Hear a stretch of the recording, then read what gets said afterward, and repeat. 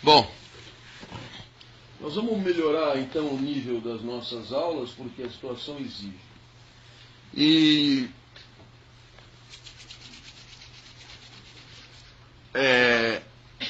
eu vou retomar de 15 dias para cá. Nossa história é o materialismo. No materialismo, não tem muito o que inventar. A matéria é sempre determinada pela matéria.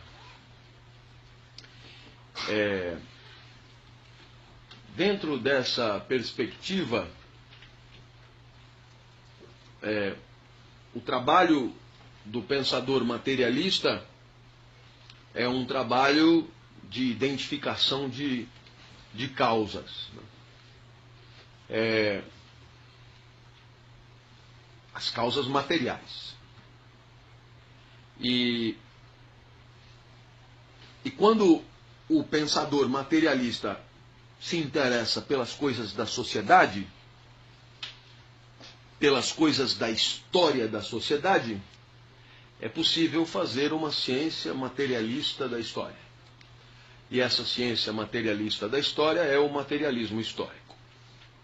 Ponto. Dentro desse materialismo histórico, estamos investigando da onde vêm as coisas que nós encontramos no mundo social.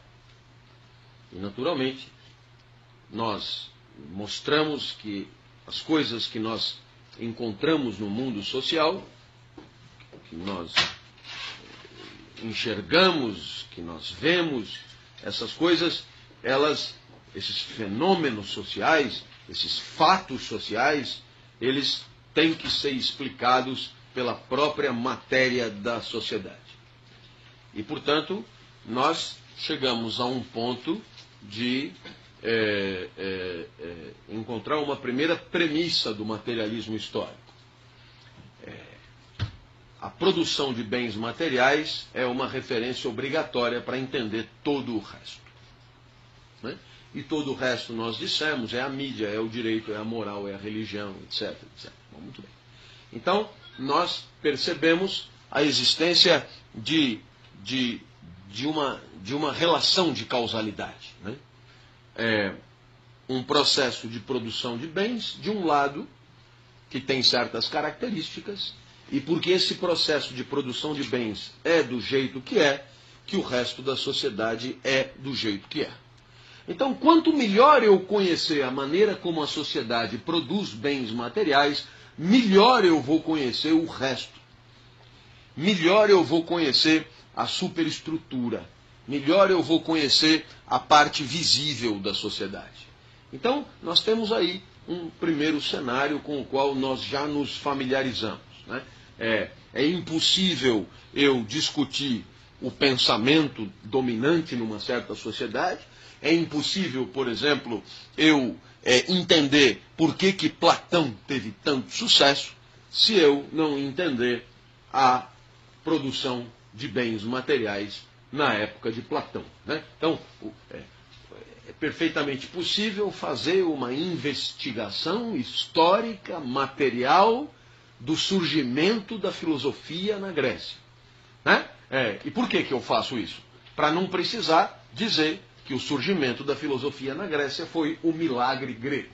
Milagre, porra nenhuma. Né?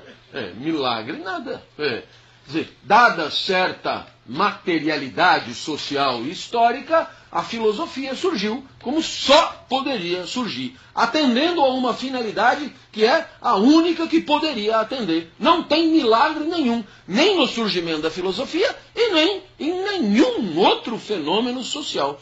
Tudo é 100% explicável pela sua infraestrutura. Bom, chegamos a falar do Padre Marcelo e brincamos com isso, etc. e tal. Enfim, outra coisa que nós dissemos, só para refrescar a tua memória, é que nessa infraestrutura econômica, no caso do capitalismo, que é o que nos interessa mais de perto, o que acontece? existem dois tipos de gente, fundamentalmente. Os que são proprietários dos meios de produção, que pertencem a uma classe, e os que não são proprietários dos meios de produção, que pertencem a outra classe. E o relacionamento entre esses dois tipos de gente é um relacionamento que é marcado pelo conflito e, portanto, essa luta entre os proprietários e os não proprietários é fundamental para entender o resto. É fundamental para entender o resto. O resto nada mais é do que um jogo de cena, um espetáculo, uma visualização que esconde, né, a luta de classe. E um outro aspecto que nós destacamos é que na infraestrutura capitalista, na infraestrutura, na verdade qualquer infraestrutura, existem as forças de produção, né, a matéria-prima, a mão de obra, o trabalho, etc., e as relações de produção, que é a maneira como essas forças se articulam. E muitas vezes as relações de produção se tornam obsoletas face às novas forças de produção. E é por isso que a revolução é inexorável. A revolução é uma maneira das forças de produção mudarem as relações de produção para que elas se tornem mais adequadas à satisfação, digamos, ao pleno desenvolvimento do capitalismo. Então, exemplo, as relações de produção capitalista são centradas na propriedade privada. E essa propriedade privada vai se tornando pouco a pouco obsoleta, vai se tornando pouco a pouco um freio de mão, vai se tornando pouco a pouco antiquada para as sempre novas forças de produção. Vai chegar uma hora que não vai ter outro jeito, a propriedade privada vai dançar e novas relações de produção, novas regras, novos contextos vão ser criados para que aquelas forças de produção possam produzir da forma mais eficaz possível. Impressionante capacidade de síntese, né? Às vezes é isso aí. Bom, a partir de agora, eu queria deixar algumas coisas mais claras. Porque é forçoso reconhecer que quando Marx escreve ao sabor das necessidades da sua vida. E, portanto, não há que cobrar da leitura da sua obra uma coerência que vida nenhuma tem, propriamente. E dentre as superestruturas, a que mais Marx apontou como exemplo é a religião. Então, eu queria que isso ficasse claro para que, de uma certa maneira, você entendesse que Marx prestou muito menos atenção, por exemplo, na escola, muito menos atenção na arte, por exemplo, né, coisa que outros fizeram, mas a religião estava presente em tudo quanto é texto. Então nós vamos ser fiéis a Marx e vamos dar à religião o que ela merece. A primeira observação para entender o pensamento sobre a religião em Marx é se dar conta do quanto esse pensamento é vítima do seu tempo, herdeiro do seu tempo, inscrito no seu momento histórico.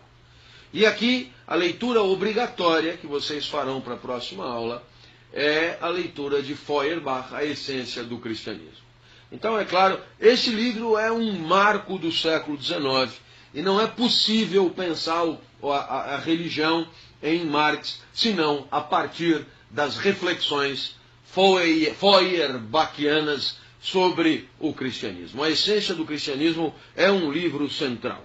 E por quê? Porque no livro A Essência do Cristianismo, de uma certa forma, Feuerbach propõe uma reflexão maiúscula sobre a questão de Deus. E o que é que Feuerbach vai nos propor? Antes de Marx, antes de Nietzsche, antes de muita gente, antes de quase todo mundo, em primeiro lugar, não é Deus o Criador, mas somos nós os criadores e Deus a criatura. Mas, sobretudo, em segundo lugar, Deus é uma projeção das nossas idealidades, Deus é a projeção das nossas essências imaginadas, Deus é a ideia de homem projetada numa transcendência. Deus é a ideia que o homem se faz de si mesmo, projetada numa transcendência. Essa ideia é uma ideia de Feuerbach, a partir da qual Marx vai trabalhar. Em outras palavras, é o homem que inventou Deus, e o homem inventou Deus em grande medida porque ele precisou. É uma necessidade que determinou o homem inventar Deus. Agora, é claro, o homem que inventou Deus não é um homem teórico. O homem que inventou Deus é um homem de carne e osso. E o homem de carne e osso que inventou Deus, evidentemente, tem necessidades de carne e osso. Necessidades que são as suas. Necessidades que decorrem da sua vida em sociedade, do seu pertencimento, das suas relações sociais e assim por diante. E, portanto, o que é que Feuerbach nos aponta? Para a necessidade de uma sociologia da religião.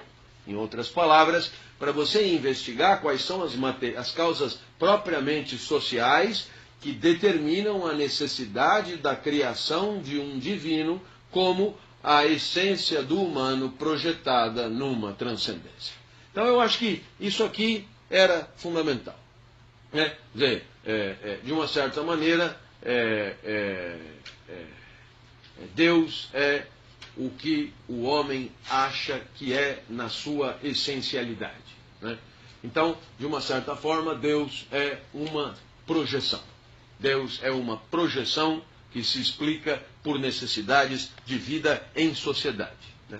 Então, aqui eu gostaria de fazer uma primeira ressalva. Na mesma época, mais ou menos, um pouco depois, né, Nietzsche vai dizer alguma coisa muito parecida. Mas, apesar de aparentemente muito parecida, é preciso aqui entender o que cada um quer dizer. O que é que Nietzsche, no fundo, diz a respeito de Deus? Deus é uma criação do homem. E decorre do quê? Decorre de uma necessidade que tem o homem, de uma dificuldade que tem o homem para viver a vida.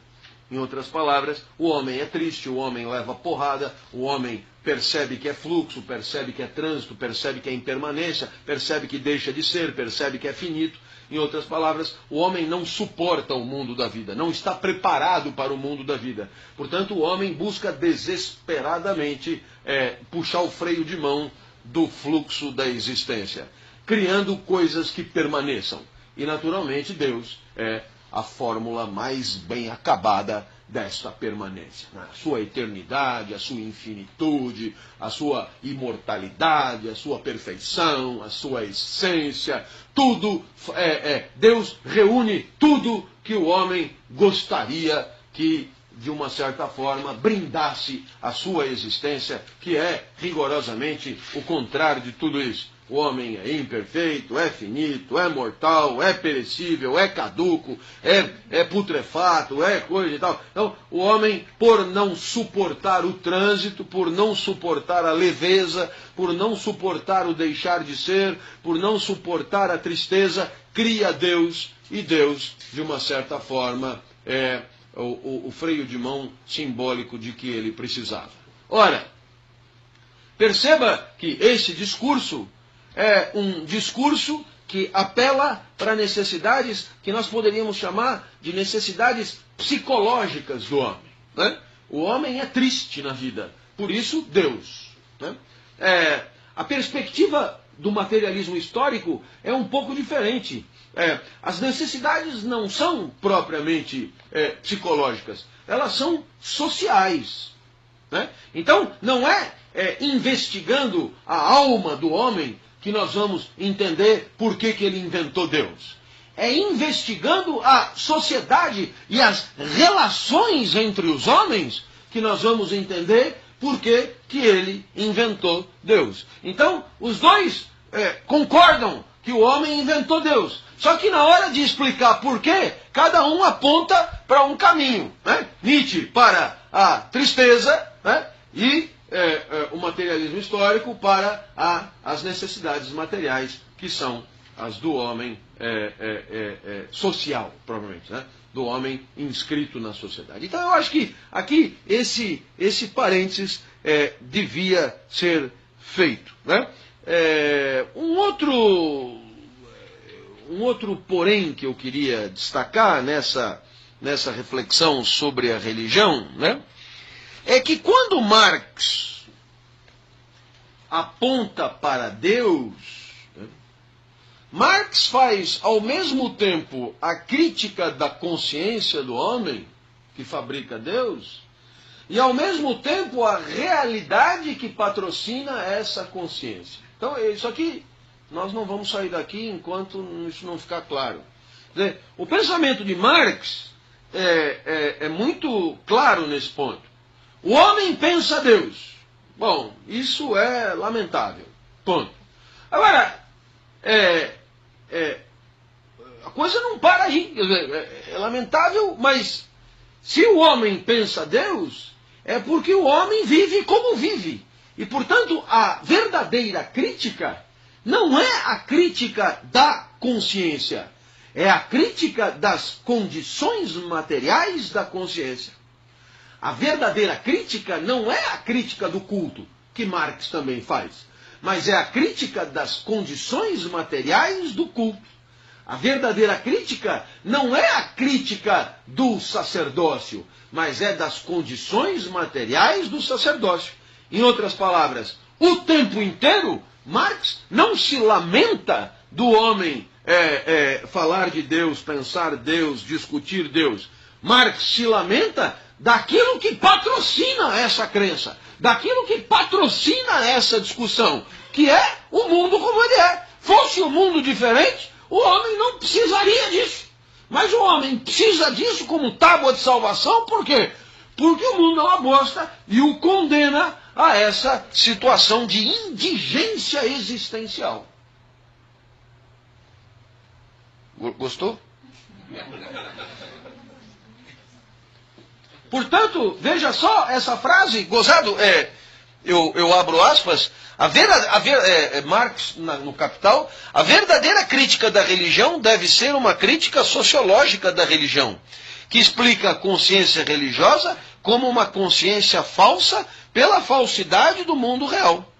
A crítica da religião se torna a crítica da terra e da política, e a crítica da política se torna a crítica da economia. A passagem da crítica da religião ao capital se faz por intermédio desta ideia. Então, vamos aqui só terminar essa reflexão, porque isso aqui é lindo, é lindo, é lindo. É lindo. Venham comigo.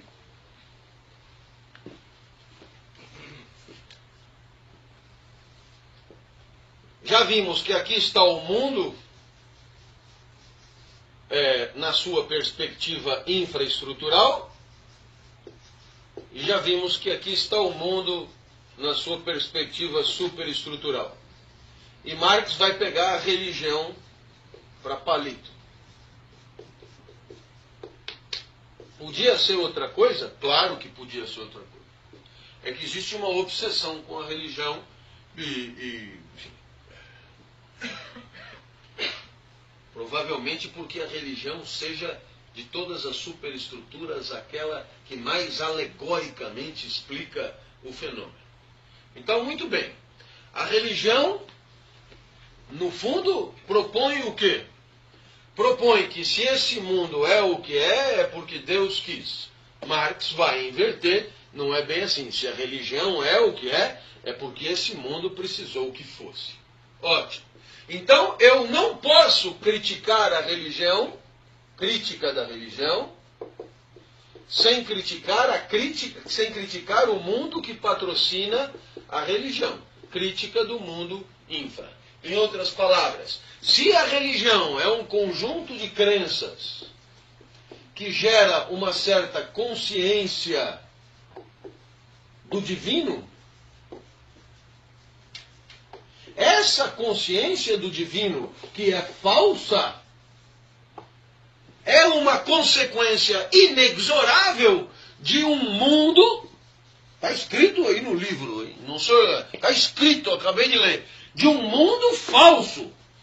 Uma consciência falsa só pode ser explicada por um mundo falso que a patrocina. Então, não me venha falar mal do padre Marcelo, que no fundo é um coitado grande.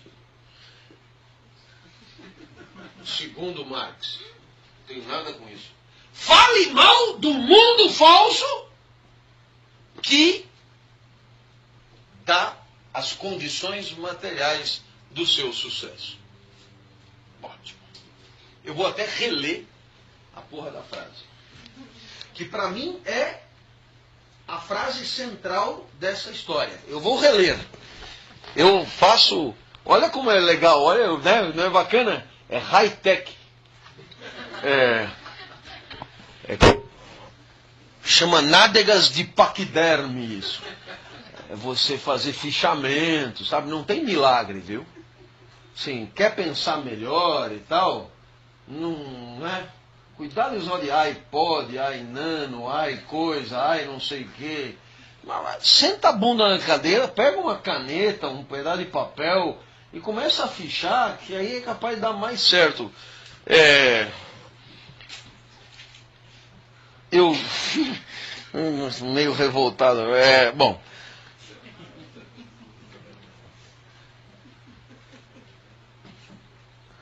A consciência religiosa... Marx... Não, aqui está. A verdadeira crítica da religião deve ser uma crítica sociológica da religião, que explica a consciência religiosa como uma consciência falsa pela falsidade do mundo real. Ponto. Fecho aspas. Olha, volto aqui.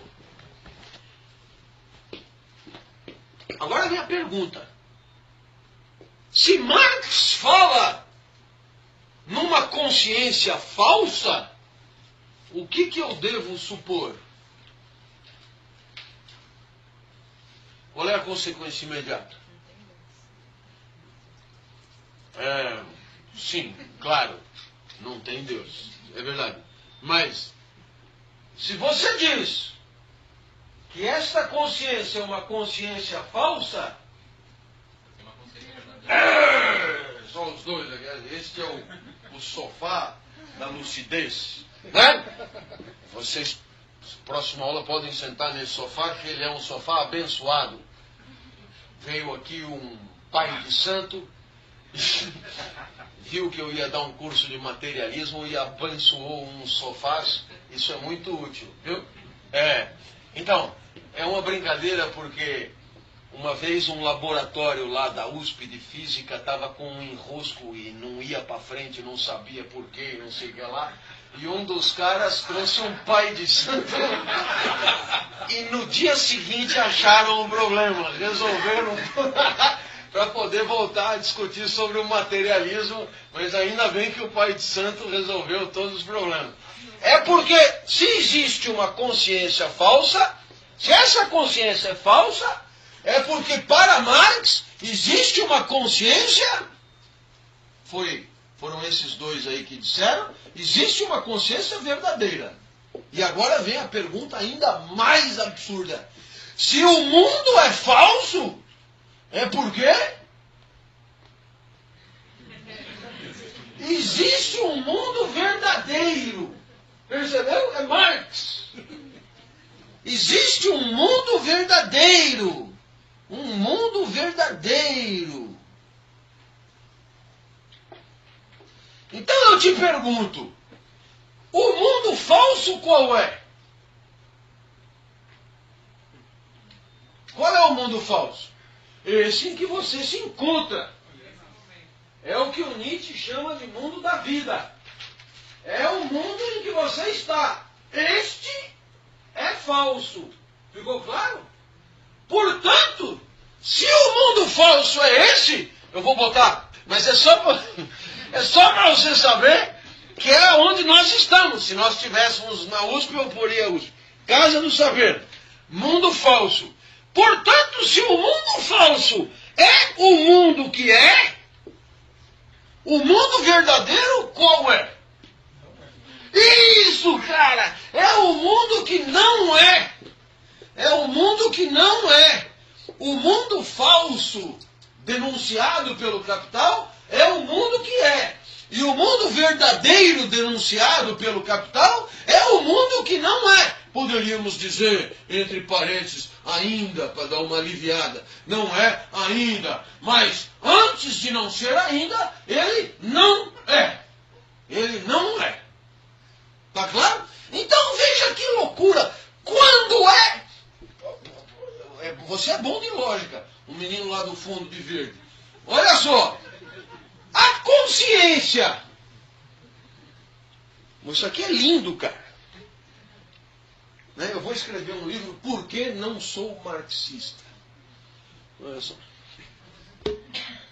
A consciência verdadeira é patrocinada? Não. A consciência... eu já dei a resposta. Vocês me atrapalharam. A consciência falsa é determinada por um mundo falso. O mundo capitalista é falso. E determina uma consciência falsa que é Deus. Portanto, o mundo verdadeiro determinará uma consciência verdadeira. Qual é a consciência verdadeira?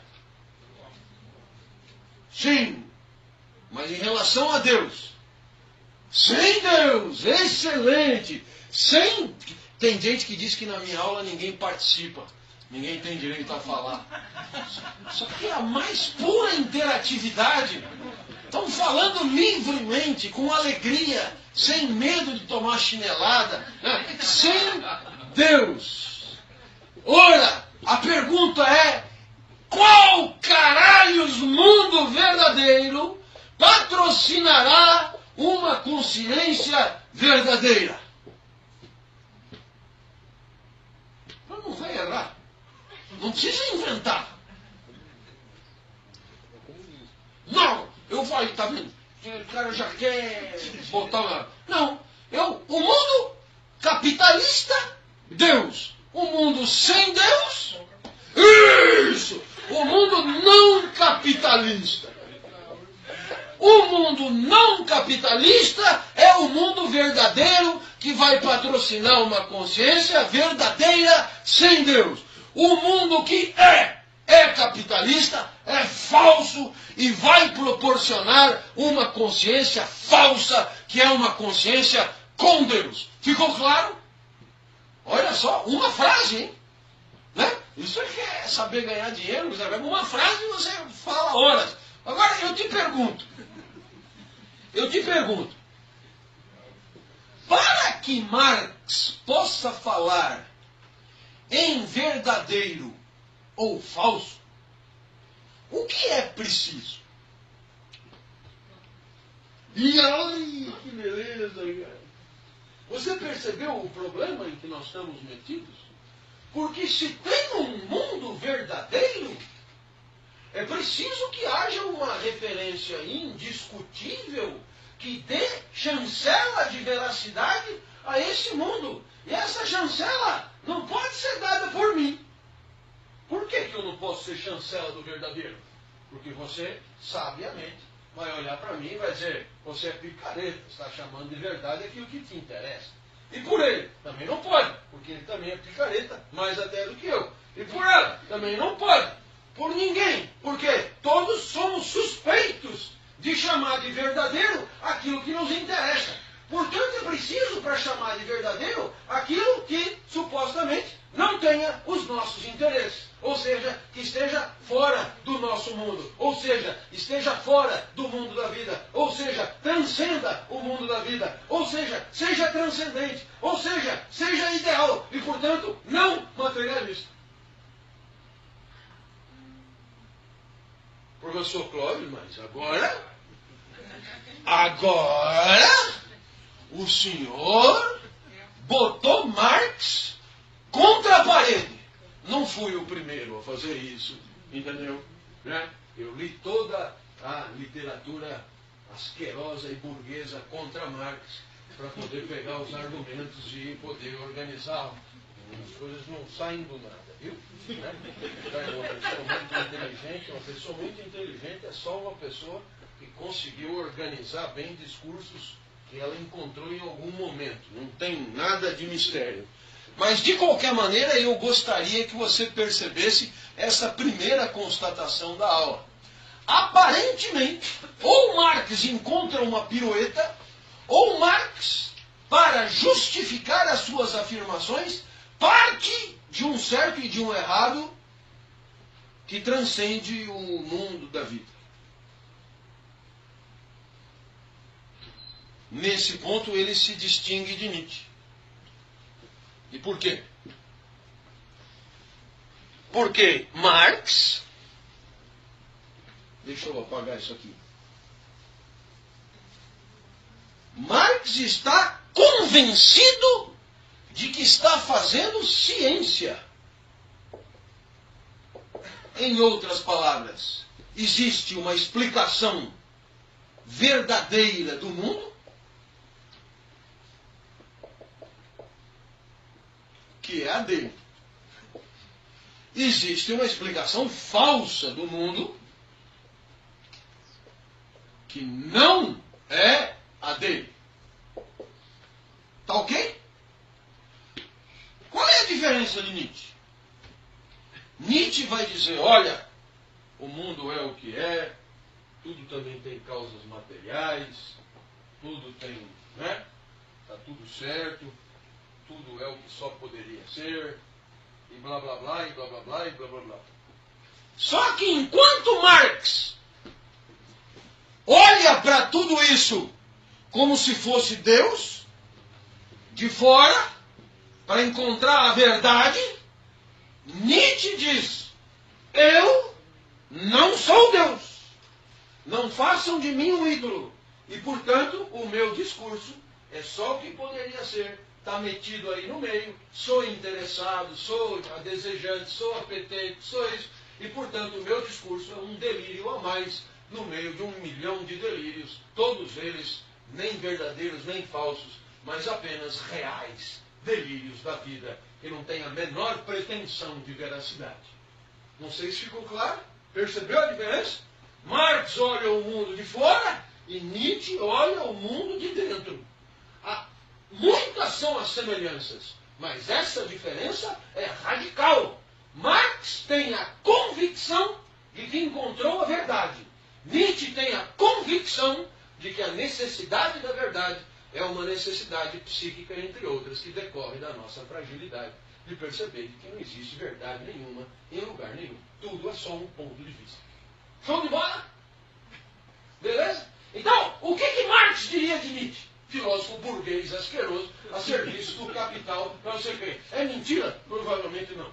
O que Nietzsche diria de Marx? Mais um iludido imbecil que acha que encontrou a verdade de cima do Everest e que está fora do mundo da vida, distribuindo verdades ao seu critério. Percebeu? Né? É por isso que eles não se conversam. E uns patrocinaram o stalinismo, outros patrocinaram o nazismo, e assim não deixaram legados auspiciosos para o século XX. Bom, eis aí a primeira ideia da aula. Gostei muito, viu? A crítica marxista, só para encerrar, é ao mesmo tempo uma crítica da realidade e uma crítica da consciência que o homem tem desta realidade. Veja, é muito interessante porque Marx é obcecado. Ele continua. O exemplo desta dualidade é a crítica da religião. A consciência religiosa é falsa, mas os homens têm uma consciência falsa porque vivem num mundo falso. Veja só agora, eu abro aspas, um pouquinho mais para baixo. Não me abandona não é porque eu comecei a ler que você vai partir. Vem aqui, é Marx falando. Um pouco de respeito. Eu nem estou exigindo que você se levante.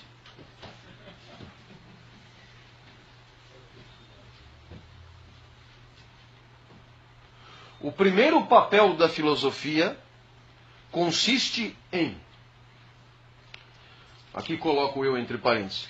Uma vez desmascarada a imagem santa que representava a renúncia do homem a ele mesmo, desmascarar esta renúncia sob suas formas profanas.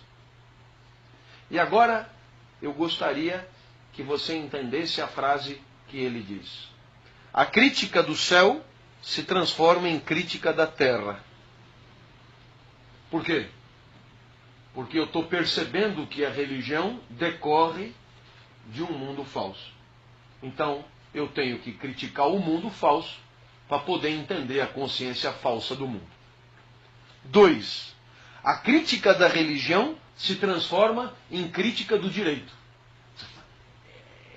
Então, essa aqui é muito legal. E a crítica da teologia em ciência política. Então, isso aqui é muito bacana. Por quê? Porque eu não sei se você percebeu, mas a religião é uma superestrutura. E o direito também é uma superestrutura. Na perspectiva marxista, a religião e o direito desempenham rigorosamente o mesmo papel, só que em momentos diferentes de evolução da história. Em outras palavras, claro, o direito existe há muito tempo, a religião existe há muito tempo. Portanto, não é que um substituiu o outro pura e simplesmente. É uma questão de ênfase. A religião foi preponderante num determinado momento da história. E o direito passou a ser preponderante em outro momento da história. Portanto, houve um deslocamento do foco. Que foco é esse? Da falsa consciência. A religião é falsa consciência e o direito é falsa consciência. Tudo consequência de um mundo falso. Ok? Bom, você dirá, isso merece, a passagem da religião para o direito merece uma explicação. Merece. E eu vou dar a explicação. Vem comigo. Não dispersa não, que você está indo bem. Gregos. O que era a virtude para os gregos? A virtude para os gregos era sinônimo de talento natural. Talento, dom natural. Exemplo de Aristóteles, olho virtuoso. Qual é o olho virtuoso? O que não é o meu. O olho virtuoso é o que enxerga bem. E você percebe que dentro dessa perspectiva existe uma hierarquia natural entre os seres. E essa hierarquia natural entre os seres é totalmente legitimadora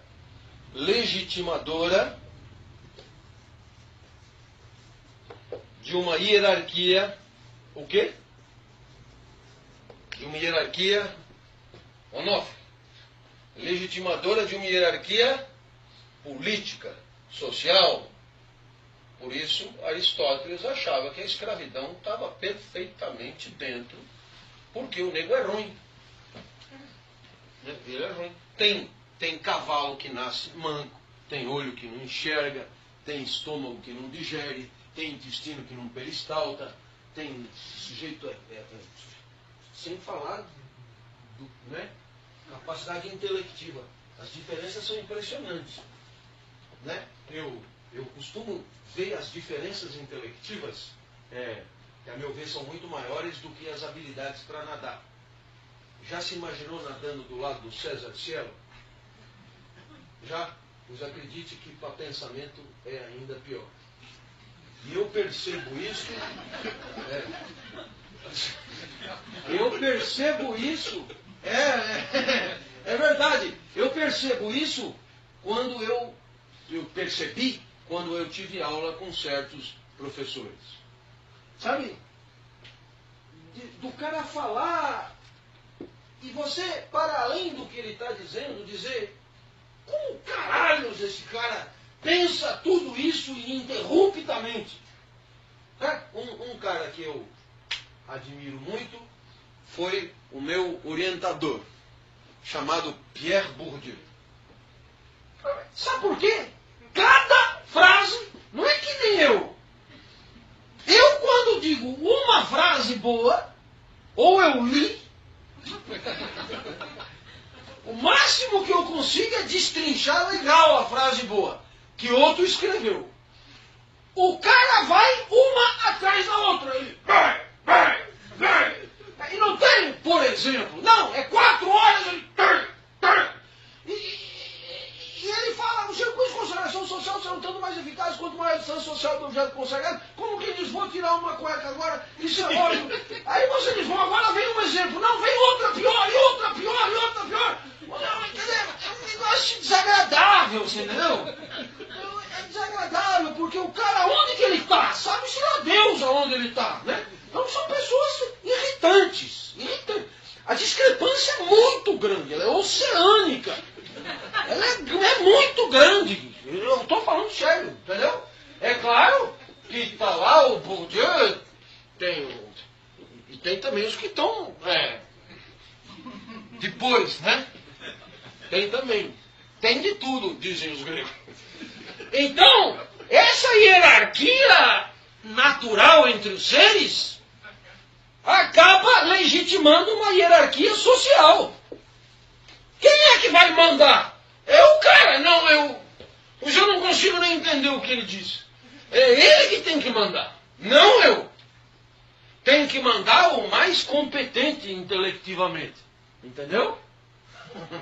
Eu estou insistindo só para zoar com a sua cara, porque, enfim, uma das críticas que se faz ao nosso presidente é a falta de escolaridade. Sem perceber que, na verdade, o sucesso do nosso presidente deslegitima a própria escolaridade. Não é a escola que o descredencia. É o sucesso dele que ridiculariza toda a escola. Não presta para nada. Mas é só para atingir. Olha, os gregos. Aí vieram os cristãos. Os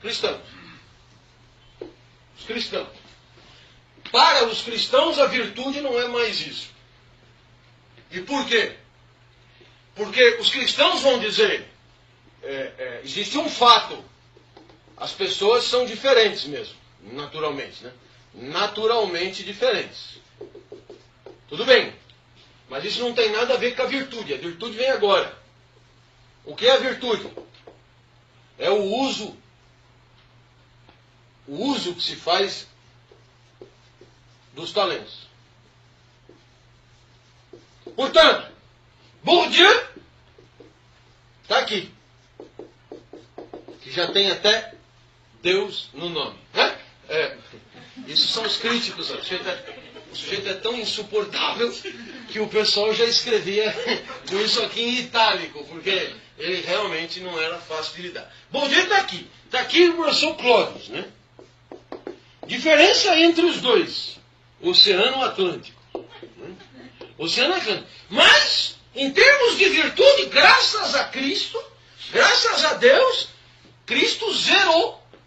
Bourdieu e Clóvis, por enquanto, estão iguais, empatados. Por quê? Porque a virtude vem agora. O que ele vai fazer da inteligência dele, que nós vamos chamar de 1000, e o que eu vou fazer da minha inteligência, que nós vamos chamar de 10. E agora sim vem a virtude. Por quê? Porque o que eu fizer dos meus 10 pode rapidamente superar o que ele vai fazer dos 1000 dele. Por quê? Porque não existe nenhum talento que seja bom em si mesmo. Isto é, Bourdieu e Clóvis são o quê? Fala simples. Do ponto de vista iguais. Iguais. E você sabe por que eles são iguais? Por que eles são iguais? Fala. Não há pressa. Por que eles são iguais para um cristão? Por quê? Não, quase isso. Quem é Bourdieu? Filho de Deus.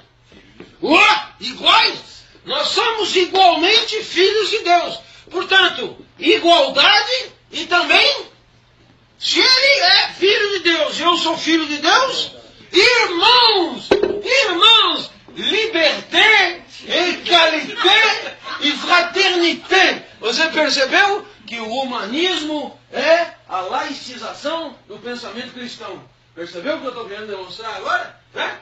Não tem Deus na Revolução Francesa? Não tem. Inclusive a Revolução Francesa perseguia a igreja. Não tem Deus. Mas todos os ideais da Revolução Francesa são ideais cristãos. Somos irmãos, somos iguais, e temos livre-arbítrio para decidir sobre o que vamos fazer dos nossos talentos. Os três, não sei como chama, os três slogans, os três ideais da Revolução Francesa são ideais cristãos. Ficou claro? Pois é. Olha que bacana. E aí o que é que Marx vai dizer disso aqui? Igualdade. Você tem duas interpretações disso aqui no marxismo. A de um marxismo laico, que vai imediatamente dizer alienação igual o caralho. Né? Isso é para você se achar igual, irmão e cal. Mas você sabe que existe um marxismo católico. Se você preferir, um catolicismo de esquerda. Que vai dizer, de fato não somos iguais, mas deveríamos ser. Né? Leonardo Boff, Frei Beto. É isso que vão dizer. Portanto, existe uma aproximação do cristianismo com o pensamento marxista que é muito bem costurada por esses caras. E não pensa que é ruim, não. É excelente o que eles dizem. De fato tem exploração, de fato tem sacanagem, de fato tem isso, de fato tem aquilo. Mas, quando for a sociedade do caralho, ela será cristã. Por quê? Porque aí seremos materialmente iguais. E aí seríamos, de fato, irmãos e filhos de Deus. Show de bola? Então você tem dois tipos de interpretação do pensamento cristão à luz da ótica marxista. Mas aí o que acontece? Você tem uma terceira etapa, que você poderia chamar de uma etapa laica, humanista, antropocêntrica.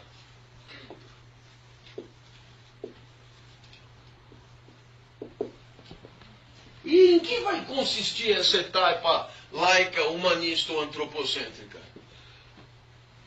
Isso aqui sai um pouco de moda no que diz respeito ao Deus transcendente, ao culto, etc.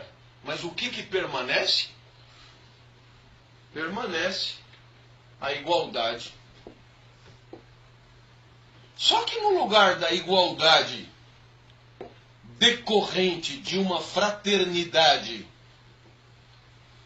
decorrente de uma paternidade, decorrente de uma divindade, essa igualdade se torna uma igualdade jurídica perante a lei, conforme diz a CF, outubro de 88. Igualdade perante a lei. No lugar de Deus, a lei. E agora ficou claro o que disse Marx da religião para o direito. Show de bola? Sinceramente, eu no seu lugar estaria extasiado com a competência de idade. Não sou Bourdieu, mas sou muito melhor professor do que ele. Porque se você visse esse cara dando aula, você não tem noção. Quem entende a aula do cara? Ninguém. Pensador, nota 1000. Professor, nota 0. E não tem como sair. Por quê? Porque quando você pega um livro do cara, compra aí um livrinho dele pra você ver. É uma frase atrás da outra, aquela porrada. Mas aí você relê, de repente começa a fazer sentido. Na aula não tem como. E o cara vem... E são aulas de 4 horas. Depois de meia hora você está nocaute. E o que é pior, não tem como sair. Porque fica chato pra caralho ali. Não é como aqui, né? Metrô. Você está dando aula na faculdade, para na primeira estação, entram 5, sai 5, etc. Não tem como sair. Então é um massacre de palavras sem sentido. Significantes sem significado. Impressionante. Não é como aqui, onde a limpidez do raciocínio permite ao seu repertório um alargamento natural, manso e tranquilo. Depois de ter tido o seu repertório alargado por mim, vá para o lanche.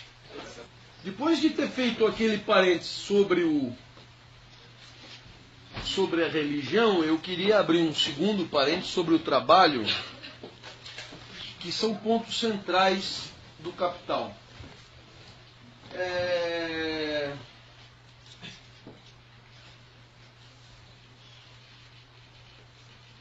Eu vou fazer o seguinte. Eu vou botar Marx lado a lado com outros caras que falam sobre o trabalho para você ter uma ideia da singularidade do seu pensamento, né? Qual é vamos dizer, o ponto central da reflexão marxiana sobre o trabalho?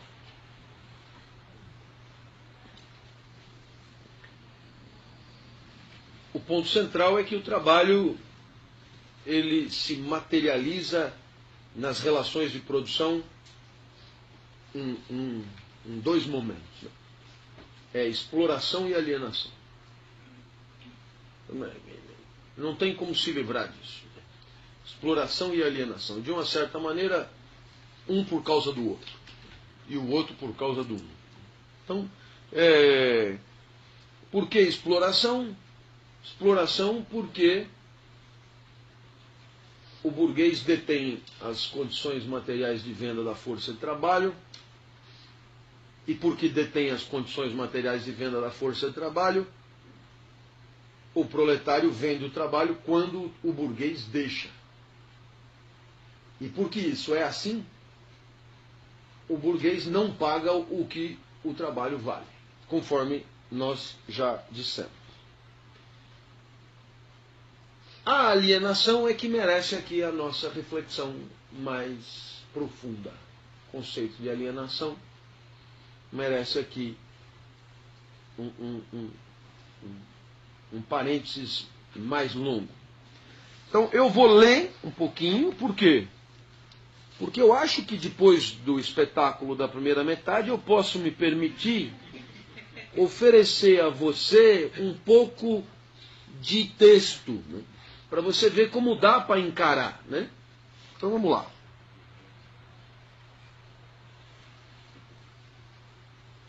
O trabalhador se torna tanto mais pobre quanto mais ele produz riqueza.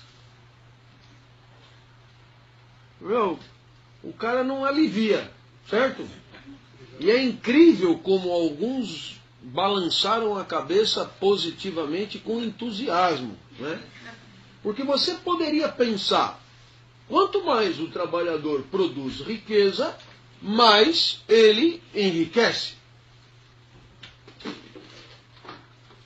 Não é o que parece, né? Então, vamos continuar. O trabalhador se torna tanto mais pobre quanto mais sua produção cresce em potência e em volume. O trabalhador se torna uma mercadoria, ao preço tanto mais baixo quanto mais ele cria mercadorias. A desvalorização do mundo humano vai acompanhada da valorização do mundo material. Impecável? Estou te produzindo angústia? Não é uma frase atrás da outra? Show de bola, o nego não perde frase? O trabalho não produz só mercadorias.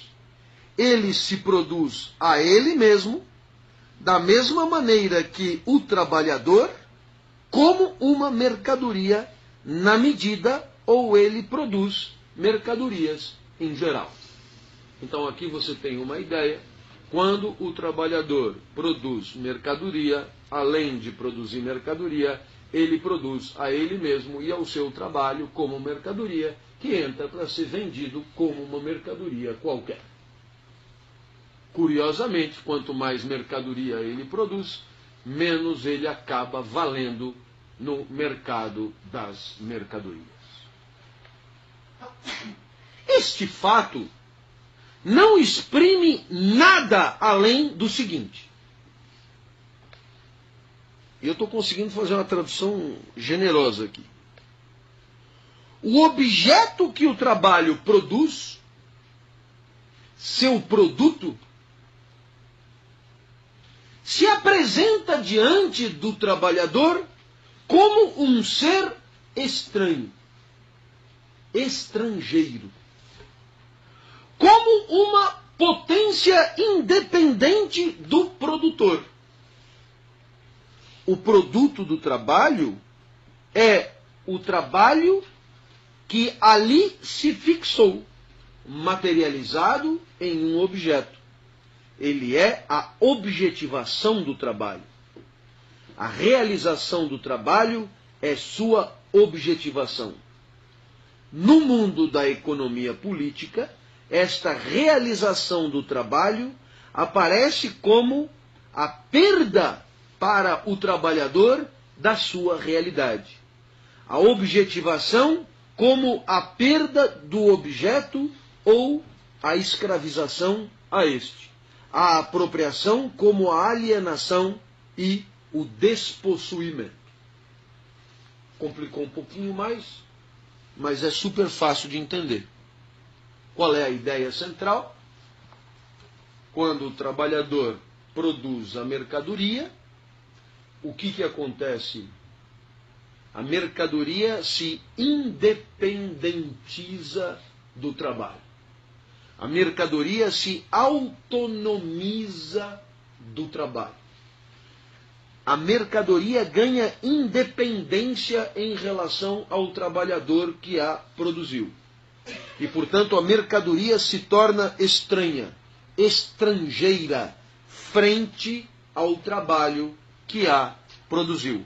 Então, veja, a mercadoria não existiria sem o trabalho. Mas quando a mercadoria se apresenta no mercado, quando a mercadoria se apresenta no mundo, ela se autonomiza frente ao trabalho que a produziu.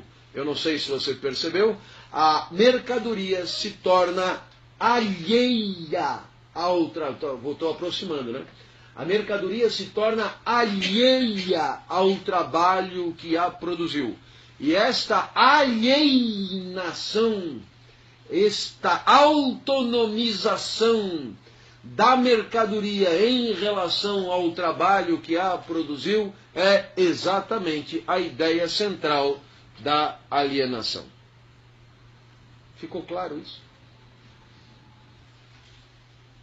A realização do trabalho se revela ser a tal ponto uma perda de realidade que o trabalhador perde a sua realidade até morrer de fome. Por exemplo, o senhor está exagerando. Não sou eu, é Marx. E isso aqui é século XIX, quando ele morria de fome mesmo. E por que não dizer que, dependendo do lugar, mesmo depois do século XIX, ele continua morrendo de fome? Então, o exagero é relativo. Está claro? Então, o que é que você percebe no conceito de alienação? Chinesinho, ou coreano, ou vietnamita, ou indiano, sei lá, vai lá e faz a porra da bolsa. E o que acontece? Como num passe de mágica, você tem uma total autonomização da bolsa em relação ao trabalho. Acho que fica claro esse exemplo, não fica não? Quer dizer, né? o chinesinho perde totalmente a noção de para onde a porra da bolsa que ele fez foi, quem vai usar, quem vai comprar, qual é o seu valor de uso, qual é o seu valor de troca, o que acontece com aquilo. E a bolsa? A bolsa existe sem o chinesinho. A bolsa existe negando o seu chinesinho. A bolsa existe escondendo o seu chinesinho.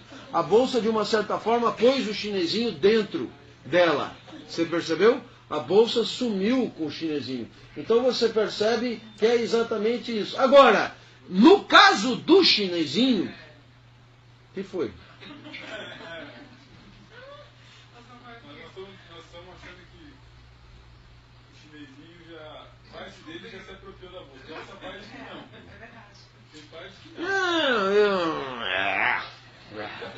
Não quer chinesinho, ponha um Zulu, sei lá, ou um nosso aqui qualquer. O importante é você entender que a bolsa passou a existir sem o processo de produção, sem o trabalhador, sem o trabalho. Ficou claro isso? Mas pois não.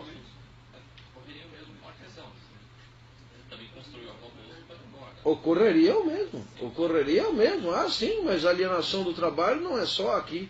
Não, você tem toda a razão. Eu vou mais longe. Ocorreria o mesmo com você.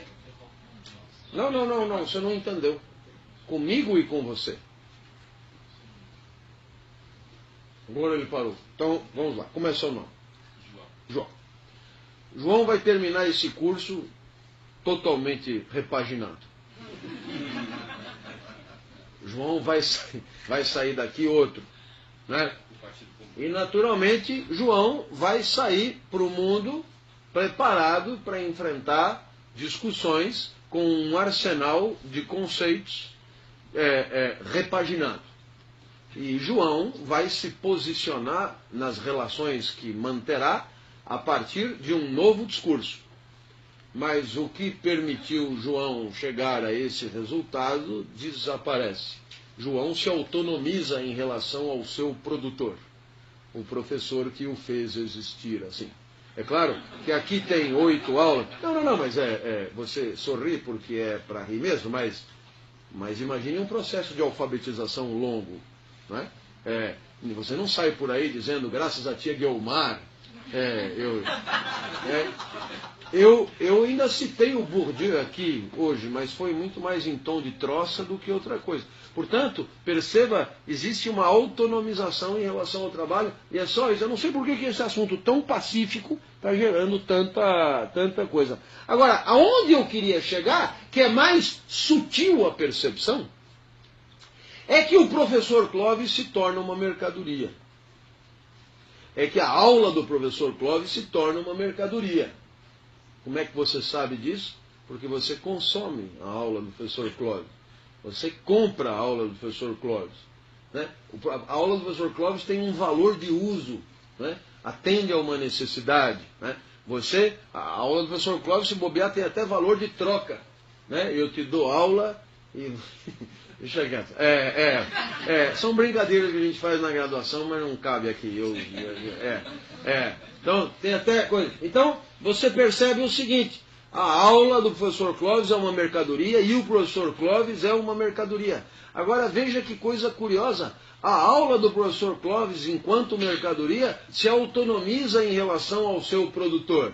Não sei se você percebeu. E o próprio professor Clóvis, enquanto mercadoria, se autonomiza em relação ao Clóvis, que lhe deu carne e existência. Ficou claro isso aqui?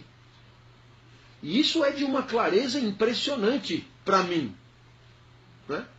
Essa espécie de autonomização da aula em relação a mim, essa espécie de autonomização do professor em relação a mim, porque o que é que você compra? Você compra o professor, né?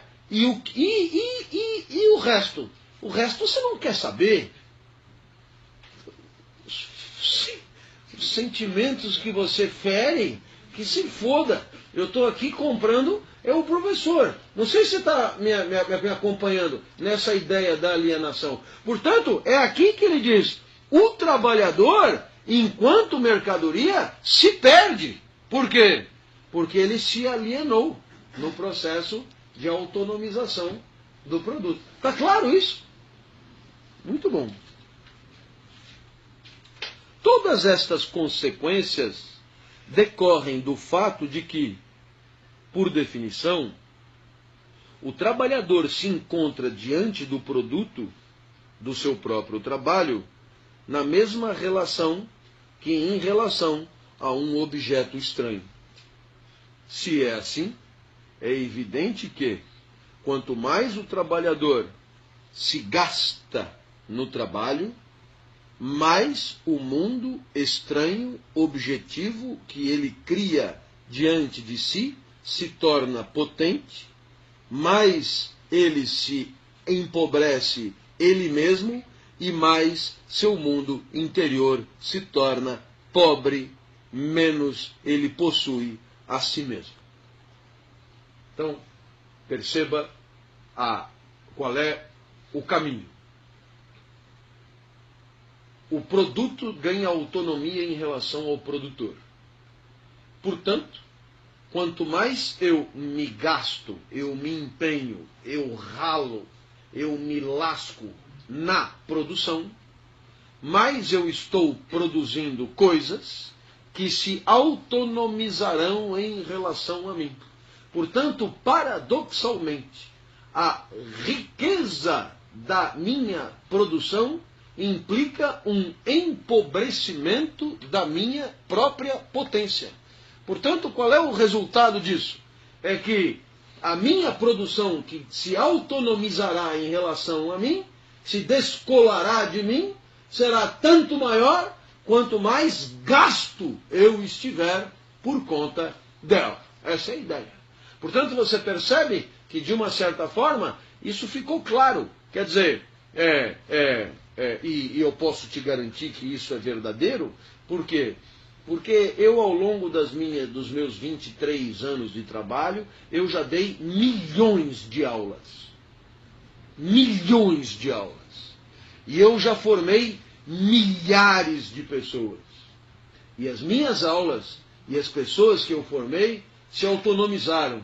E quanto mais aula eu dei, mais eu empobreci.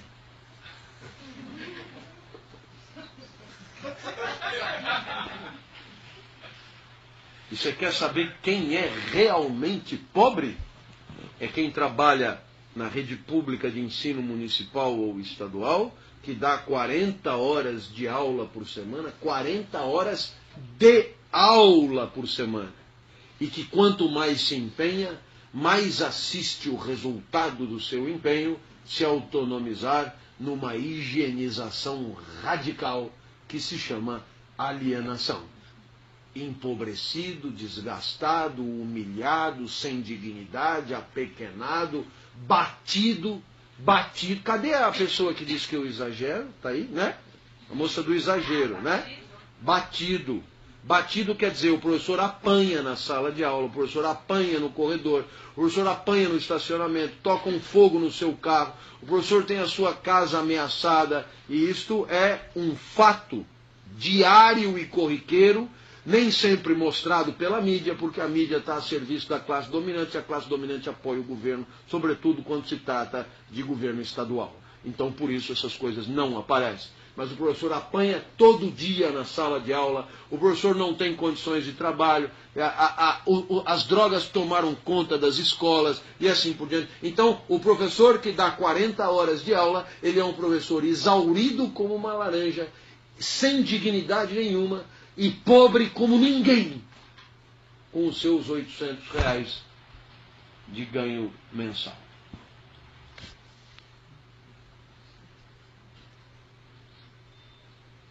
E agora vem. É a mesma coisa com a religião. Para você ver como existe uma certa obsessão. Quanto mais o homem projeta coisas em Deus, menos ele guarda para ele. O trabalhador coloca a sua vida no objeto. O professor coloca a sua vida na aula. Isso não tem, sou eu que estou pondo. Mas então, este objeto não lhe pertence mais. Pertence ao objeto. Quanto mais essa atividade é grande, mais o trabalhador é privado dos objetos. Ele não é o que produz pelo seu trabalho. Quanto mais esse produto ganha em substância, menos o trabalhador é ele mesmo. A alienação do trabalhador no seu produto significa não somente que o seu trabalho se torna um objeto, uma realidade exterior, mas que o seu trabalho existe fora de si, independentemente de si, estranho a si, e se torna uma potência autônoma diante de si, que a vida que ele emprestou àquele objeto se opõe a ele, hostil e estrangeiramente.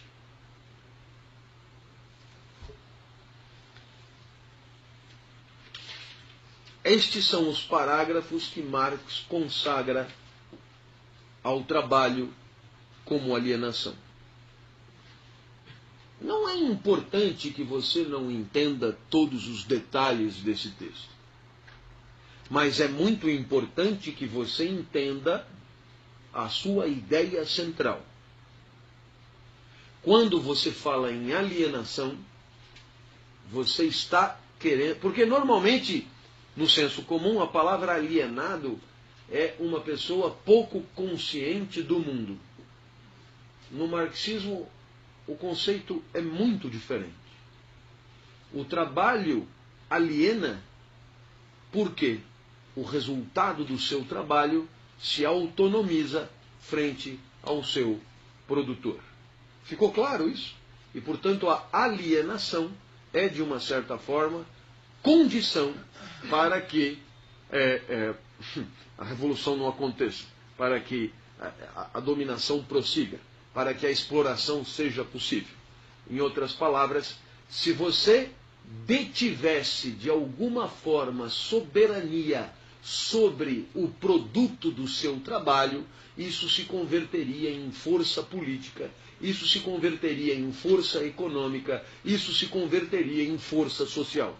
Mas como você perde controle sobre o seu trabalho, sobre o produto do seu trabalho, evidentemente que você fabrica uma coisa forte e você se enfraquece ao produzir aquilo que é forte fora de você. Melhor do que Marx. Foi a minha explicação. Não é? Você sabe disso, velho. É porque eu sou brasileiro, porque se eu tivesse nascido em outro lugar a coisa não ficava assim. É brincadeira, né? Eu vou apresentar agora outras reflexões sobre o trabalho e eu gostaria que você anotasse da onde elas vêm, porque eu tenho certeza que você vai ter curiosidade para ir fuçar. O primeiro lugar que eu gostaria que você checasse é no livro 2 da República de Platão. Anota aí no seu computador, Camila. Ela foi pegar o velho bloco. É o triunfo do lápis e do papel. O livro 2 da República de Platão fala sobre o trabalho. Adimanto, irmão de Platão, conversa com Sócrates. Caso clássico. E a ideia é sobre o trabalho. Pois muito bem.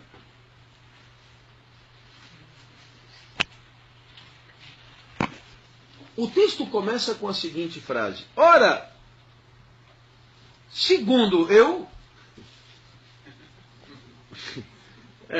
traduzindo aqui, né? Segundo eu, retoma Sócrates, a polis, a cidade, se forma porque cada um de nós se encontra na situação de não bastar-se a si mesmo. Mas, ao contrário, quase tudo nos falta. Por isso, fundamos a cidade.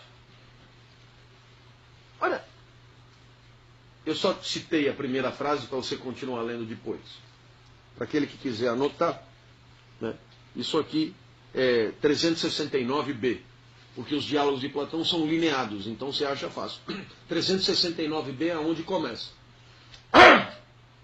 Ora, qual é a ideia central da perspectiva grega do trabalho? Eu não preciso nem continuar para você ver o que o cara vai dizer aqui. Eu já apaguei. Está explicado ali. Existe uma hierarquia natural dos seres. As pessoas têm competências desiguais. E a boa cidade, qual é a boa cidade? É a cidade que dá a cada um o seu trabalho nos limites da sua desigual competência. E é por isso que um indivíduo apequenado intelectivamente, quase todo mundo, tem que ter serviço braçal. Você não pode exigir que uma pessoa ruim da cachola desempenhe uma atividade intelectual.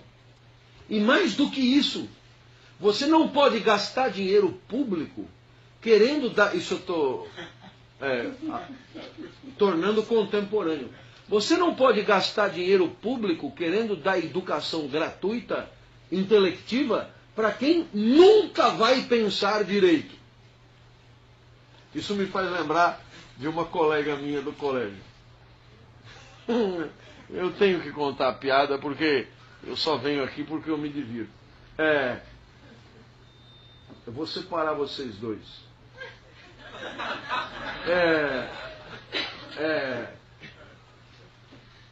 Qual era?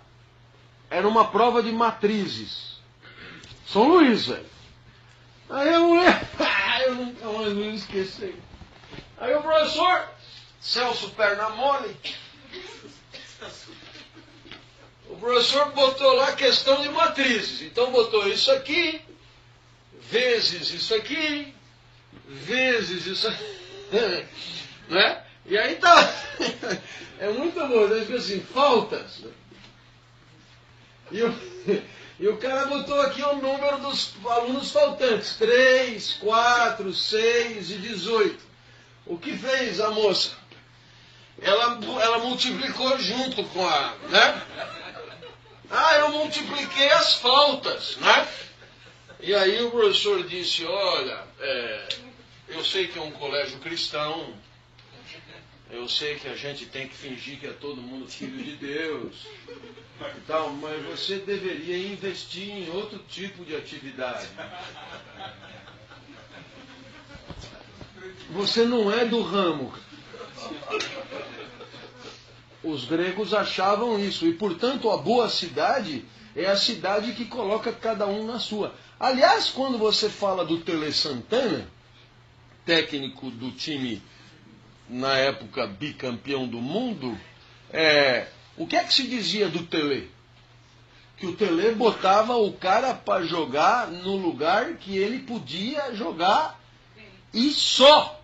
Então, de repente, o Ronaldão virou um craque, certo? O Palinha virou um deus, Ronaldo Luiz virou um gênio. Quer dizer, e depois que o Tele saiu, esses caras, eles não sabiam a esfericidade da bola, velho. Assim, quando o Raí saiu de São Paulo, ele levou 2 anos em Paris para poder conseguir subir a escada do gramado. E ninguém mais jogou bola quando era do Tele. Por quê? Porque ele botava o cara para fazer nos limites da sua competência física. Eu tinha um treinador. Deixa quieto. Eu conheci um treinador de natação que ele dizia para um amigo meu: você não suporta nadar muito tempo. Você só pode treinar 1 hora por dia. Então, nessa hora, eu vou arrancar o seu pulmão fora. E depois você vai embora. Porque se eu te der um treino de 2, 3 horas, você enche o saco e acaba não adiantando nada. E esse treinador americano, chamado Richard, fez do meu amigo campeão paulista, campeão brasileiro, campeão sul-americano, treinando 1 hora por dia na Hebraica, das 6 às 7 da manhã. Era 1 hora por dia, mas o cara saía arriado. Aí ele vinha com um diamante negro. E dava, eu me lembro, Você vai dizer o que eu estava fazendo aqui. Eu era muito amigo. Eu acompanhava e tal. E fez o cara, e vou contar, não tivesse o americano sido mandado embora, esse cara podia ter chegado muito mais longe treinando 1 hora por dia. Por quê? Porque o cara sacou que aquele cara era aquilo. Por quê? Porque ele não tinha nádegas de paquiderme para nadar. Ele tinha nádegas de paquiderme para estudar. Então ele estudaria 10 horas em seguida, mas não nadaria nunca mais do que 1h30. Então você vai nadar só das 6 às 7. Mas esse é o momento que você... Então você percebe que dentro da perspectiva grega, a boa cidade é aquela que dá a chance a cada um de fazer luzir a especificidade dos seus talentos naturais. Sem nenhum problema do cara fazer serviço braçal. Por quê? Porque isso pode fazer luzir a sua especificidade e a sua competência de pedreiro. Ficou claro isso? E é por aí que vai a reflexão platônica sobre o trabalho. Percebe? Está claro isso? Então você percebe que... Por que a reflexão de Platão sobre o trabalho é completamente diferente da de Marx? Porque Platão parte de uma premissa que Marx não tem por que aceitar. É que o universo é ordenado, está tudo em ordem, é cósmico, né? E que as pessoas têm talentos pré-estabelecidos para que o universo funcione bem. Naturalmente, depois que o homem descobriu que o universo não é ordenado, essa perspectiva é uma perspectiva que não se sustenta. Mas na época de Platão ela era muito importante. Então, eu não sei se você percebeu, mas o discurso de Platão é um discurso presente no nosso cotidiano. Não para justificar o sujeito ser pedreiro. Muito embora eu tivesse um professor no São Luís, professor Vale, que dizia... Eu me lembro, eu fui até eleito orador para imitá-lo durante a formatura. Vamos aqui, senhor número 14, senhor, não fique assim, afinal de contas, quem é que vai enterrar os mortos? Precisamos de gente para enterrar os mortos, precisamos de gente para recolher o lixo na rua, precisamos de gente para fazer faxina das latrinas, e o senhor é um bom candidato, o senhor deve ter as suas prerrogativas. Não era mais ou menos assim que o professor Vale falava? Então você percebe que isso é absolutamente fiel ao pensamento grego. Segunda proposta. O segundo texto que eu queria trazer para você, eu vou ler ele inteirinho porque ele é clássico e ele tem um parágrafo só. Tem um cara, um inglês, que é muito pouco estudado no Brasil, quem mais estuda é o pessoal das faculdades de Direito, que é o John Locke. E o Locke é um liberal, claro. E o Locke... ele escreveu uma obra muito interessante, cuja leitura eu recomendo muito, chamado Segundo Tratado do Governo Civil. Aí, claro, você que tem mais do que 2 neurônios, pergunta, e o primeiro tratado do governo civil? E acredite, não há registro desse primeiro tratado. Então, ou se perdeu, ou ele escreveu só o segundo. Aí você dirá, o senhor é um retardado, ninguém escreveria só o segundo tratado sem ter escrito o primeiro. Não é verdade. Eu conheço um professor na FEFELET, na filosofia, orientador do meu colega de trabalho, Arthur. Ele é argentino, e ele escreveu uma tese de livre docência, e ele fez menção a essa tese de livre docência. Ele foi meu professor e eu fui buscar a tese na biblioteca. Na aula seguinte eu falei, professor, só tem a partir do tomo 3 na biblioteca. E ele me disse, é porque não tem o 1 e o 2. Aí eu falei, como assim? Eu escrevi a partir do 3. Ah, legal. Mas por que assim? Por que eu deveria começar do 1? Isso é uma convenção idiota. Eu começo da onde eu quiser.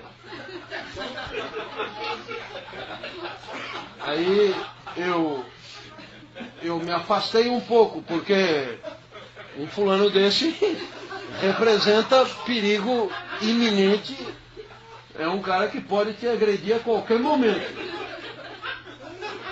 Você tem que vir armado para a aula, um fulano, né? Bom, curiosamente, ele se tornou orientador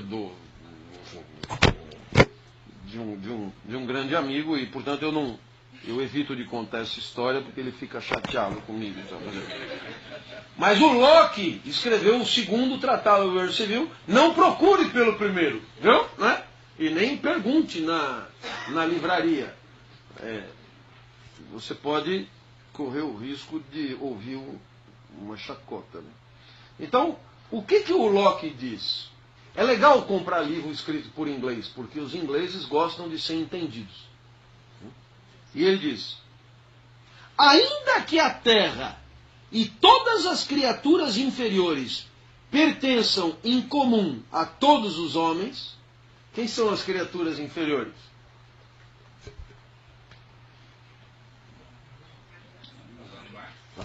Animais, vegetais e minerais. Então eu vou começar tudo de novo. Aí é bem discurso de liberal, né, cara? Ainda que a Terra e todas as criaturas inferiores pertençam em comum a todos os homens, cada homem é proprietário de sua própria pessoa. Nenhum outro que ele mesmo possui direito sobre ela. E o trabalho do seu corpo e a obra das suas mãos, podemos dizer, pertencem a ele mesmo. Ele mistura seu trabalho a tudo o que faz sair do estado no qual a natureza se apresentou. As coisas são de todos, mas cada um é ele mesmo proprietário daquilo que transforma pelo seu esforço. Eu vou repetir. As coisas são de todos, mas cada um se torna proprietário daquilo que transforma pelo seu esforço. O trabalho, portanto, é o único fundamento do direito de propriedade sob o controle da lei natural. Eu não sei se você entendeu, a perspectiva aqui ainda é completamente outra. Em outras palavras, não se trata mais de respeitar a sua natureza ou porra nenhuma. Não tem uma explicação de por que você tem que trabalhar assim ou assado. Tem a consequência do trabalho. E qual é a consequência do trabalho? É a propriedade. Mexeu, transformou, é seu. O trabalho, como fundamento da propriedade, talvez seja a principal ideia política de Locke, autor clássico do século XVII. Você ganha direito de propriedade privada sobre aquilo que mexe porque mexeu. A propriedade é o prêmio do esforço. A propriedade é o prêmio do trabalho. Alguém poderia citar um exemplo ultra contemporâneo que dá conta dessa reflexão? Vai. Você tem uma empresa e o que você pode oferecer aos trabalhadores? Não é uma forma? Você pode oferecer ao trabalhador ações. Você pode oferecer ao trabalhador, de uma certa forma, propriedade em função do quê? Do esforço. Então você percebe que essa é uma possibilidade absolutamente harmonizada à perspectiva de Locke. Eu não sei se você percebe, mas Locke tem um olhar sobre o trabalho que não tem nada de marxista. Tá claro? Eu estou dando visões absolutamente complementares para você perceber como não tem no trabalho, nem para Platão, nem para Locke, nenhum resquício de dominação, alienação, exploração, fodeção, etc. Nada, nada. Muito bem, terceira perspectiva, só para a gente... certamente você já ouviu falar de um sujeito chamado Adam Smith. Nós já estamos no século XVIII. Adam Smith é contemporâneo dos caras lá, Rousseau, etc. e tal, Kant. E Adam Smith escreveu um grande texto, né, chamado Pesquisas, né, sobre a natureza das causas da riqueza das nações. E que depois foi meio abreviado o título para caber na capa. Né? Bom, no livro 1 da Riqueza das Nações, você tem uma reflexão sobre o trabalho que eu gostaria muito que você lesse. Professor, por que eu tenho que ler sobre o trabalho? Não tem que nada. Né? Eu estou querendo dizer que o homem nunca parou de teorizar sobre o trabalho. E a reflexão sobre o trabalho é uma das reflexões mais profícuas e importantes para o entendimento do mundo como ele é. Eu não sei se... Assim, é Hegel que diz, né? Filosofar é entender o mundo onde você vive. E de uma certa maneira, entender o mundo onde você vive pressupõe entender o que é o trabalho, o que significa o trabalho. Então eu acho que é óbvio que essa reflexão é uma reflexão importante.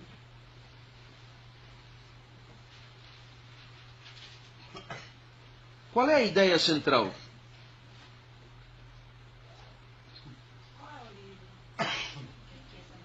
A Riqueza das Nações é o livro 1. É o livro 1, porque é dividido em...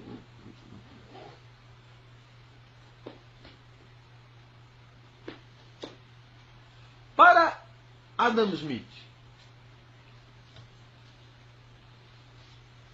existe uma fronteira fundamental entre valor de uso e valor de troca. Muito conhecida, passo rapidamente. O que é o valor de uso? A satisfação de necessidades iminentes. O que é o valor de troca? É o que eu posso trocar com aquilo. Então, é claro, o valor de uso não coincide com o valor de troca. Exemplo. Água. Valor de uso fudido. Valor de troca baixíssimo. Ar. Valor de uso fudido. Valor de troca nulo. Vamos inverter agora? O ouro. Valor de uso baixíssimo. Valor de troca altíssimo. Portanto, esta é uma das teses fundamentais de Adam Smith. O efeito gangorra, a dissonância, a descontinuidade entre o valor de uso e o valor de troca. Show de bola? Né? Isso aqui é Adam Smith, pensador liberal, portanto, muito pouco suspeito de ser, digamos, antecessor do marxismo. Bom, muito bem. Então, qual é? Aqui ele fala: o trabalho é a medida real do valor de troca de qualquer mercadoria. Então, naturalmente, o que está por trás dessa reflexão? O que está por trás dessa reflexão é que, quando você vai pensar no valor de uma mercadoria em função do trabalho, o valor que tem que ser considerado não é o valor de uso, até porque muita coisa que tem valor de uso não é resultado da transformação do trabalho. Razão pela qual o valor da mercadoria que permite uma conexão com o trabalho é o valor de troca, sendo o trabalho a medida do quê? Do valor de troca de qualquer mercadoria. O que chama a atenção essa observação?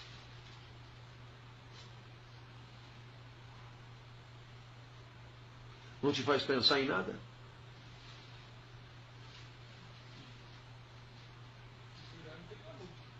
Hã? Não, mas eu digo mais alinhado aqui com o nosso curso. É que essa proposta é uma proposta claramente incompatível com a ideia de alienação.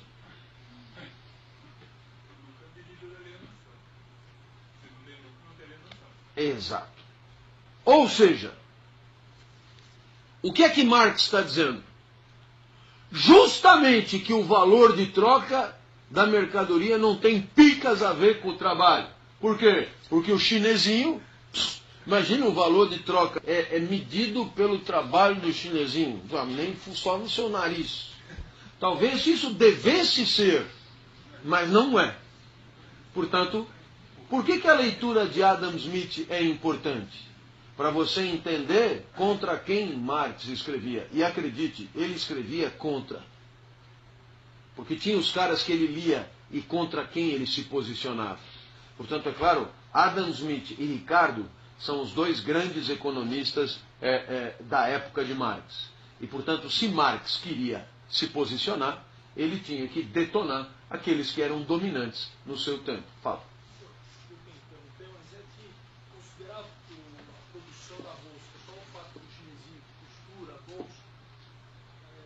Esqueceu a outra parte do trabalho de produção, ou seja, a criação, o marketing, todo o desenvolvimento disso entra também como trabalho. É verdade, é verdade. E dissociado também. Então, se encaixa no conceito de alienação, uma vez que... Sim, lógico, mas eu não consigo dar conta de tudo. Mas é também o cara, porque a bolsa não tem, mas é o cara que matou a vaca, eu não sei se isso é de couro, é que eu não entendo muito de bolsa, mas é o cara que também fez a fivela, é o cara que não sei o quê. É que aí... O cara que vende a bolsa que não chove. O chinesinho é um símbolo de uma rede complexíssima e toda ela marcada pela alienação. Muito bem. Eu queria terminar a aula com uma reflexão sobre o trabalho em Kant.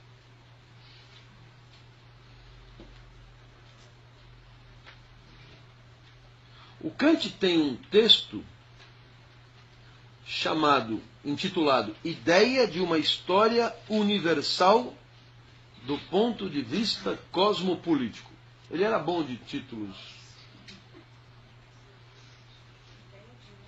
Ideia de uma história universal do ponto de vista cosmopolítico. Qual é a... Não vou ler o texto todo, mas é fácil de entender. Toda a reflexão kantiana sobre o trabalho está apoiada na antropologia de Rousseau. O gato tem instinto de gato, o instinto do gato basta para o gato. O pombo tem instinto de pombo, o instinto de pombo basta para o pombo. O gato morre de fome do lado de um prato de alpiste, o pombo morre de fome do lado de um prato de filé. O homem tem instinto, procura o seio materno, mas o instinto não basta. A vida é complexa demais. O homem transcende o seu instinto. Quando o homem transcende o seu instinto, o homem transcende a sua natureza. O homem vai além. Essa é a sua especificidade. O homem excede, o homem inventa, o homem cria, o homem pondera. Não por um direito, um privilégio, mas por um dever de ofício, porque não lhe cabe outra alternativa. Um homem que vive de acordo com os instintos se converte num réptil. E por isso o homem precisa ir além dos instintos para poder viver. Portanto, você percebe que o trabalho, na ótica kantiana, se inscreve exatamente nessa perspectiva. O trabalho é o resultado de uma singularidade humana de ter que esculpir a estátua da própria existência, de ter que fabricar a própria vida. O trabalho, portanto, na perspectiva kantiana, é exatamente o delta entre a existência e a natureza. O trabalho é o recheio que o homem dá para a vida, para além do seu instinto. O trabalho é tudo o que o homem faz para viver que não é instintivo, mas é criativo, é ponderativo, é elucubrativo, é tergiversativo, é ponderativo e assim por diante.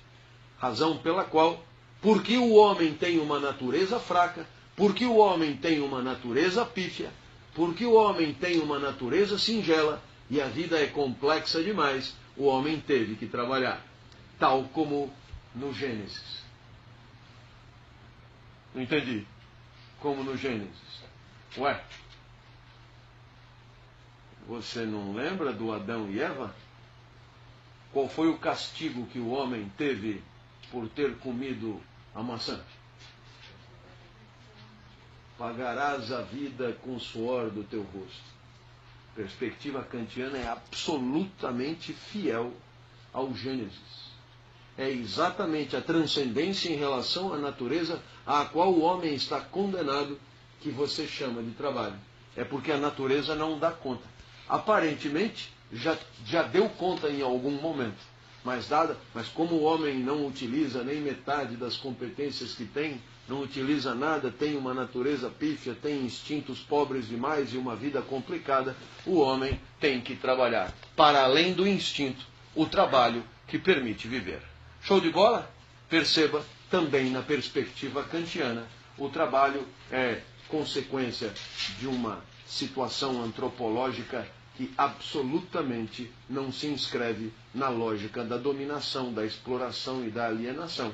Perceba então o quanto Marx discrepa desses olhares sobre o trabalho, cuja leitura e cujo interesse eu peço que passem a ter. Show de bola, muito obrigado, até a semana que vem. Obrigado.